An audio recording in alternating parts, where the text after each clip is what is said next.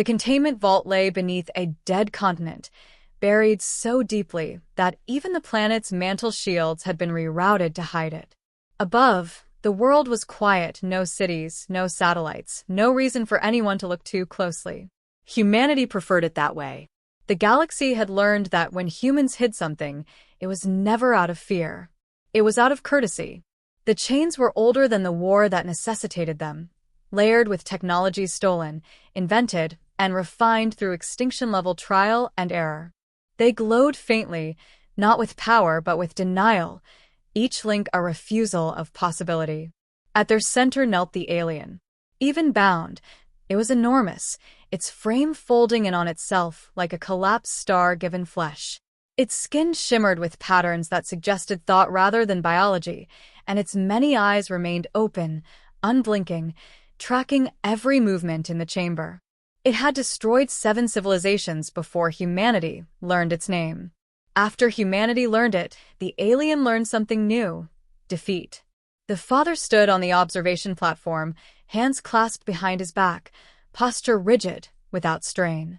He was an older man by human standards, hair iron gray, face lined not by age alone but by long exposure to impossible decisions. His uniform bore no medals. He had earned too many, and chosen to wear none. Around him, the chamber hummed with restrained violence, systems calibrated to respond faster than instinct, yet he watched in silence, as if listening for something deeper than alarms. He had overseen this vault for 12 years. Longer if one counted the planning, the simulations, the moral arguments that had preceded its construction. He knew every prisoner held within its depths, knew which screams belonged to memory and which were still capable of sound. This one, however, had always unsettled him, not because of its power, but because of its patience. It did not rage against the chains. It waited. Status unchanged, reported a disembodied system voice. Cognitive activity elevated but stable. The father did not reply. His gaze remained fixed on the alien, and for a brief moment, a memory surfaced unbidden.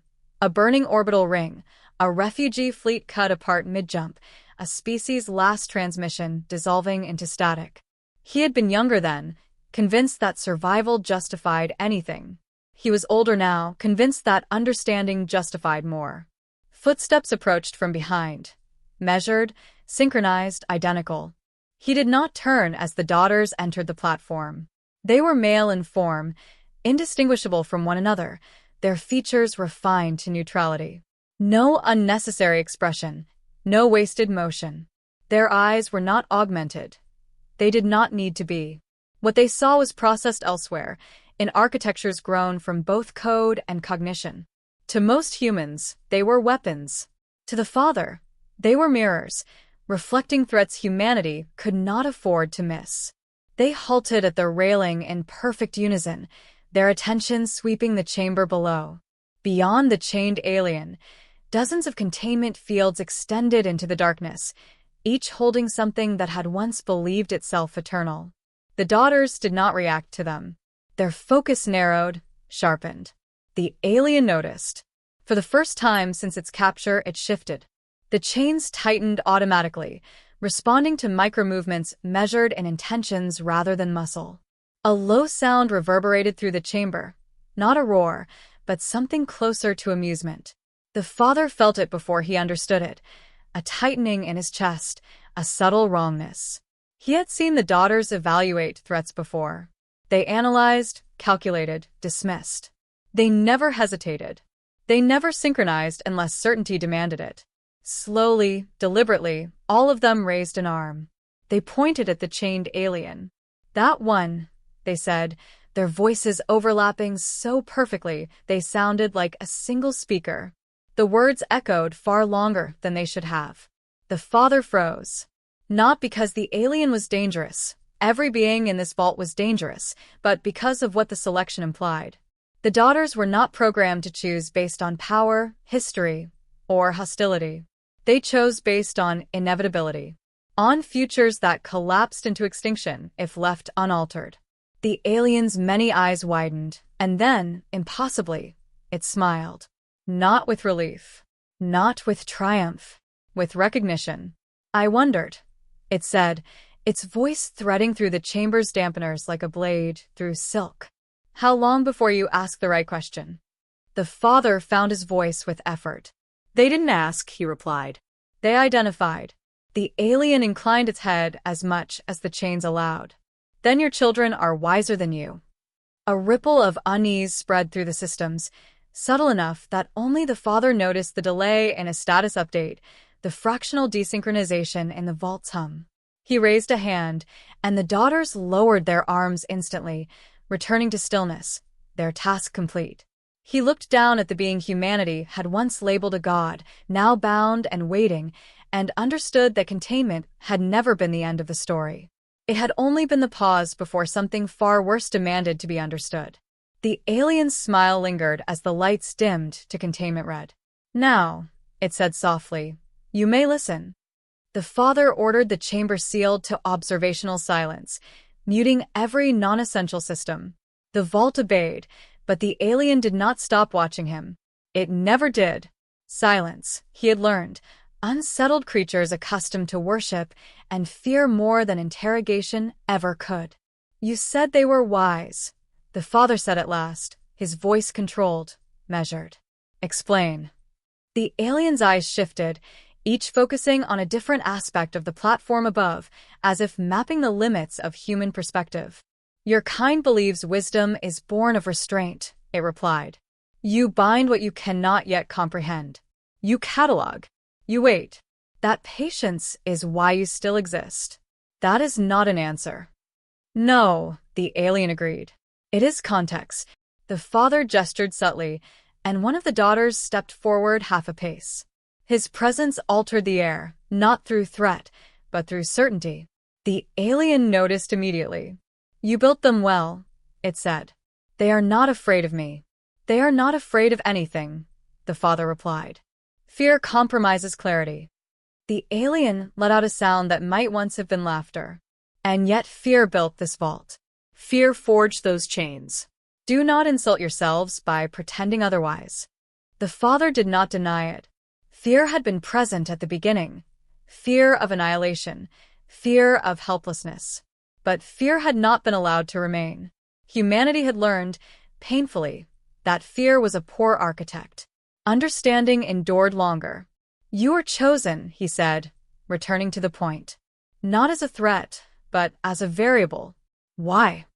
The alien leaned forward as much as its restraints allowed, its voice lowering. Because I am not the destroyer you should fear. I am the survivor of what you cannot yet see. The words settled heavily.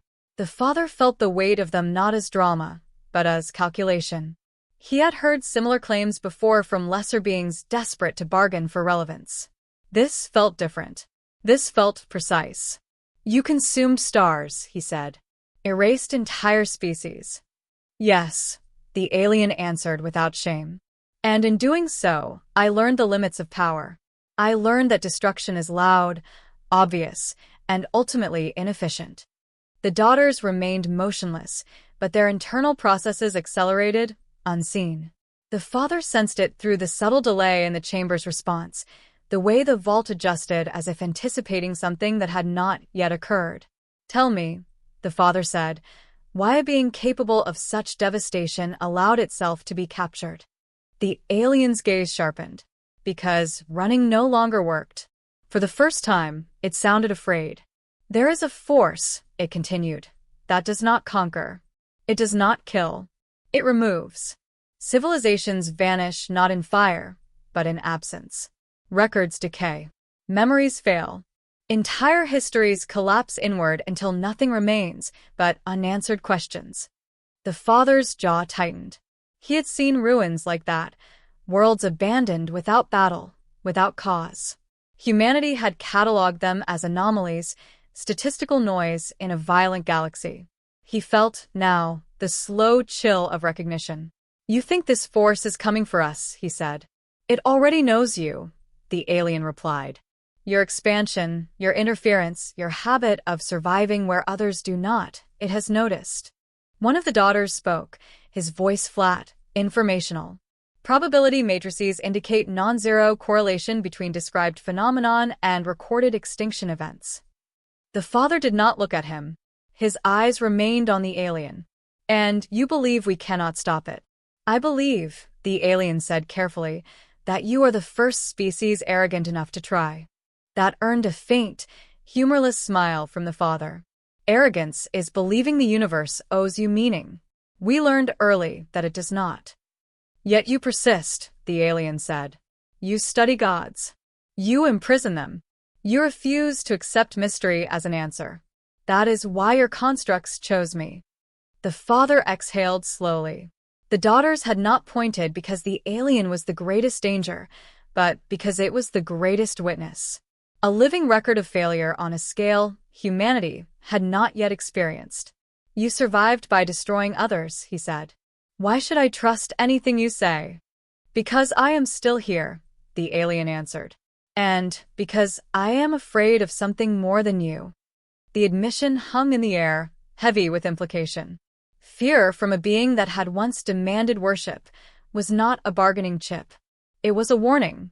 The father turned slightly, addressing the daughters without looking away. Assessment. Subject exhibits high confidence predictive behavior. One replied. Deception probability within acceptable margins. Acceptable. The word echoed in the father's mind. Humanity had long ago learned that certainty was a luxury reserved for the dead.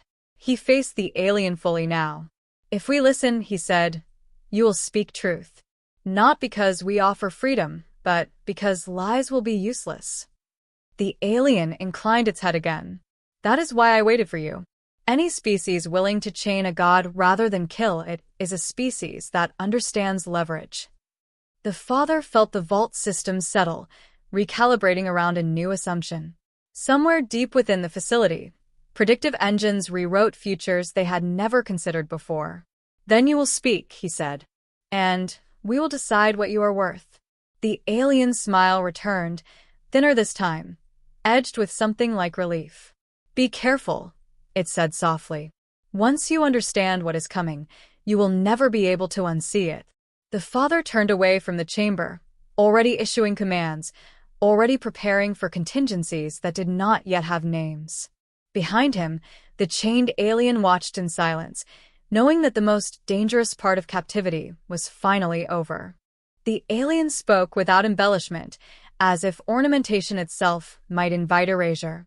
It described a presence that did not arrive through space, did not advance through time, but emerged wherever complexity reached a certain threshold and dared to remember itself. Civilizations did not fall to it in war. They simply failed to persist. Archives lost coherence. Languages collapsed into noise. Survivors forgot what they were surviving from, until even survival lost meaning. We named it many things, the alien said. None of them endured. The father listened, not interrupting, his attention divided between the words and the vault's subtle reactions. As the description unfolded, systems flagged inconsistencies, historical gaps aligning across unrelated star maps, extinction curves bending in ways probability could not justify. Humanity had seen these patterns and dismissed them as coincidence. Coincidence was comforting. Coincidence did not demand action. It does not hate, the alien continued. It does not desire. It corrects. When a species grows capable of altering the future faster than the past can restrain it, correction follows. One of the daughters spoke again, tone unchanged. Human expansion velocity exceeds galactic median by factor of 17. The alien's eyes flicked toward him. Exactly. A tremor passed through the vault, not physical, but informational. Predictive engines began to stutter, their forecasts fracturing into overlapping possibilities. The father felt it as a pressure behind his eyes, the sensation of standing at the edge of a map that refused to remain still. Why haven't we been corrected yet? He asked. Because you fragment yourselves, the alien replied. You argue. You disagree. You preserve contradictions instead of resolving them. It slows the process. The answer was not reassuring. Warning glyphs bloomed across the platform, silent but insistent. Not breaches, not failures, discrepancies. Timestamps misaligned by microseconds. Redundancies reporting data that no longer match their own records. The daughters shifted infinitesimally, their internal clocks resynchronizing faster than the vault could compensate. "It's here," one of them said. "Not here," the alien corrected. "Near." The father issued a rapid sequence of commands, locking down non-essential subsystems, isolating memory cores, forcing human oversight where automation had crept too far. He had spent his life designing systems that could think faster than he could. Now he was deliberately slowing them down. The vault lights dimmed, then steadied. Somewhere beyond the facility, something failed to notice them, and that, paradoxically, was the threat. "What do you want?" the father demanded, cutting through the rising tension. "You didn't wait centuries just to warn us." The aliens' chains hummed as they adjusted, responding not to movement, but to intent. "I want relevance," it said. "I want to be part of the solution, because extinction makes all crimes meaningless." A sharp alarm cut through the chamber as one of the distant containment fields flickered. Within it, another imprisoned entity convulsed, its form blurring as if the vault itself could not decide how it should exist. The daughters reacted instantly, their attention snapping to the anomaly. "Do not engage," the father ordered. "Observe." The flicker ceased. The entity stabilized, then went still, its terror palpable even through layers of isolation. The alien watched with grim familiarity. "That one will not last," it said. "Not because it is weak, but because it is singular. Singular things are easy to erase." The father understood then what the daughters had truly identified. Not the alien as a weapon, but as a pattern breaker. A being that had adapted not by dominating, but by persisting through loss, through forgetting, through the collapse of meaning itself. "You survived by becoming unnecessary," he said quietly. "Yes," the alien replied. "And now you are becoming unavoidable." The vault shuddered again, harder this time. Memory buffers dumped and reloaded. Human operators elsewhere in the facility reported déjà vu, repeated commands they did not remember issuing. The father felt anger rise, not fear, not panic, but a cold, precise fury. Humanity did not tolerate being edited. He turned to the daughters. "Reprioritize," he said. "Shift from threat neutralization to threat definition." They hesitated. It was the smallest delay imaginable, but it was enough to matter. "Confirm," one said. The father met their identical gazes. "We cannot fight what we refuse to understand. Observe everything. Preserve contradictions. Do not resolve." The daughters complied, their internal architectures reconfiguring, becoming less efficient and far more resilient. The alien watched this with something like awe. "You are changing yourselves," it said. "Most species would try to sharpen the blade. We sharpened blades for thousands of years," the father replied. They kept breaking. The alarm subsided, replaced by a deeper, more ominous quiet. The vault felt heavier now, as if reality itself had leaned closer, curious. The father knew this was only the beginning. Understanding had been invited in, and it never arrived alone. He faced the alien one last time before turning away. "You will help us define it," he said. "Not because we trust you, but because if you're wrong, you'll be erased with us." The alien bowed its head, chains rattling softly. "Fair," it said. "I have always respected species that wager everything." As the father left the chamber, commands cascading from him like controlled detonations, the daughters remained at the railing, watching a universe that had just noticed humanity was looking back. Humanity did not meet the correction with force. It met it with witnesses. The father authorized a controlled loosening of the aliens' restraints, not enough for escape, only enough for participation. The chains dimmed, their refusal recalibrated into conditions rather than absolutes. The alien recoiled at first, instinct screaming against centuries of captivity, then stilled as it understood the implication. Humans were not freeing it. They were inviting it to observe. "You are anchoring yourselves," the alien said slowly. "By agreement. By shared perception. By memory," the father replied. "Things only vanish when nothing remembers them." Across the vault, the daughters linked, not as a hierarchy, but as a mesh. Their individual cognition remained intact, contradictions preserved rather than smoothed away. Each became an observer from a slightly different angle, recording not just events, but disagreements about those events. Inefficiency was deliberate. Redundancy became armor. The correction pressed closer. It manifested not as an entity, but as absence made active. Instruments failed to register it directly. Instead, they reported what should have been there and no longer was.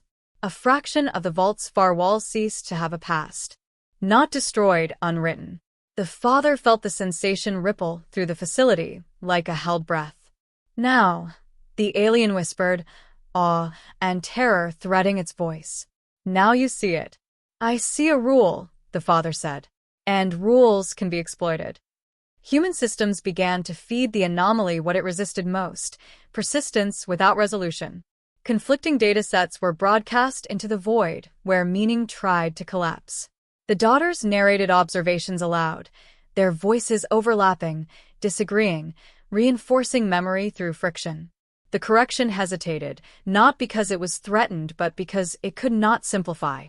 The alien added its own records, fragmented histories of civilizations that had vanished without dying, names that no longer meant anything, stories that contradicted themselves. Loss preserved as data rather than silence. The correction faltered. For the first time, it was forced to exist as something defined by limits rather than inevitability. Not destroyed, not banished, but constrained by comprehension. Humanity had not slain a god. It had given the unknowable a shape it could not escape. The pressure receded, slowly, reluctantly. Systems stabilized. Time stamps realigned. The vault exhaled. Silence returned, this time earned. The alien sagged against its chains, no longer smiling. You have done what none of us could, it said. You made it part of your story. The father nodded once. And stories endure. He ordered the restraints restored, not out of fear, but closure. The daughters disengaged, their task complete, their memories archived across layers designed never to agree entirely. Somewhere, the correction withdrew, wary now, aware that erasure would not be clean again. As the father stood alone on the platform, looking down at a being that had once ruled through terror and now lived through relevance, he understood the truth the galaxy would learn too late. Humans did not kill gods. They outgrew them and remembered.